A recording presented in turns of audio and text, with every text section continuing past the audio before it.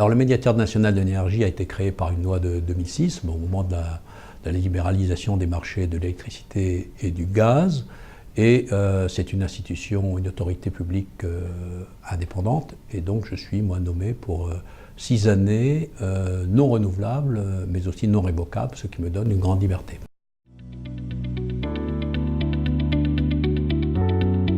Dans un premier temps, c'était simplement les consommateurs d'électricité et de gaz de réseau. Depuis l'élargissement, et seulement les consommateurs particuliers, depuis le premier élargissement s'est fait en direction des petites entreprises de moins de 2 millions de chiffre d'affaires et de 10 salariés, des collectivités, des associations, des copropriétés. Et puis le deuxième élargissement s'est fait au moment de la loi de transition énergétique, et il s'est fait en direction des consommateurs des autres énergies domestiques, que ce soit le fioul, le gaz bouteille, les réseaux de chaleur, le bois. Alors comment nous saisit-on? D'abord, il faut avoir saisi son opérateur et avoir la preuve que l'opérateur n'a pas réagi ou n'a pas apporté satisfaction dans un délai de 2 mois. Après, on peut nous saisir soit par courrier, soit par téléphone, soit par la plateforme internet Solène que nous avons aujourd'hui. En fait, ça nous permet d'aller beaucoup plus vite dans la résolution des litiges.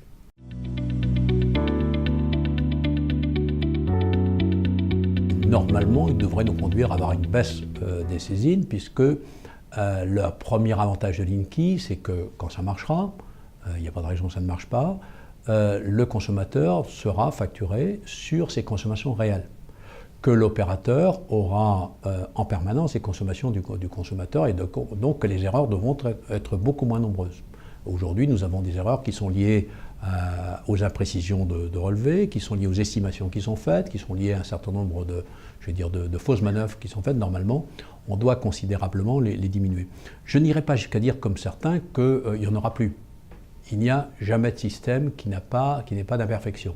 Et Linky, on aura sans doute un peu comme les autres, mais on peut espérer quand même que ce sera un grand progrès pour les consommateurs qui se battent avec des consommations estimées qui ne sont pas justes, avec des factures de rattrapage et toutes ces questions-là.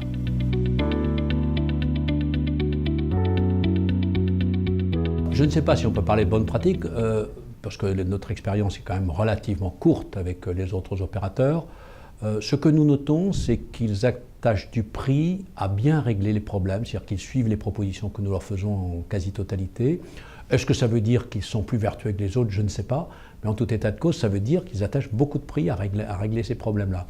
Et j'aimerais bien parfois que certains opérateurs traditionnels en fassent autant et considèrent que de toute façon, l'erreur étant humaine, quand il y a une erreur, il vaut mieux la réparer plutôt que d'ergoter et de trouver tous les prétextes, ce que font certains, pour ne pas payer ce qu'ils doivent.